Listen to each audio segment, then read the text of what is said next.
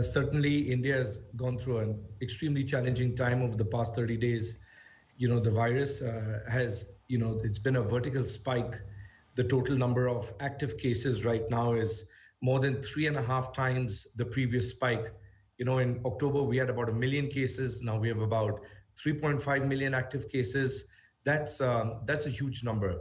From an oxygen perspective, I think all of us from the oxygen manufacturers association have done a fabulous job of increasing production by over 30% just this month. And the total availability of oxygen in India is more than 9,000 tons a day today, whereas the consumption of medical oxygen is just slightly north of 7,500. So there certainly is plenty of oxygen available. It's just that we have to get the logistics right.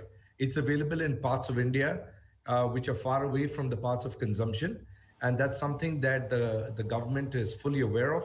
All of us from the Manufacturers Association are aware of, and we're all working overtime to find a solution to that.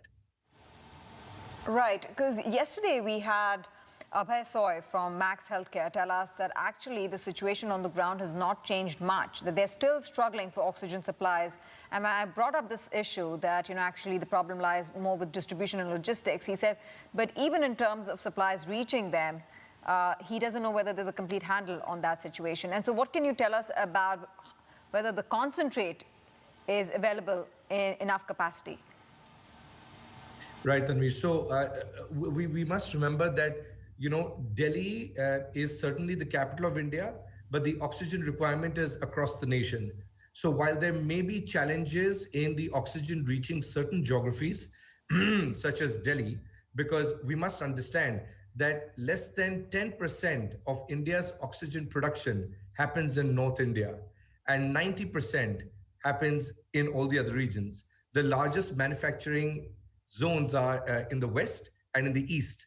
And as you know, the east is relatively less densely populated, so it doesn't require that much oxygen. Now, you have to understand moving oxygen is like moving air. And when you have to move it 1,500 kilometers one way or 1,000 miles, it's not that easy. So there may be some hospitals which think they're facing a bit of a shortage. And most certainly about 2 weeks ago, they were. As we speak today, I think the situation on the ground is far better. I'm sure you've seen media reports of the Indian government using the Air Force, the Navy, the trains, just about everything. We've got green corridors. Many states have declared oxygen tankers as ambulances. We have police escorts with each tank to reduce the turnaround time. We now have double drivers on each tank, which once again reduces the turnaround time. And these cryogenic containers are limited.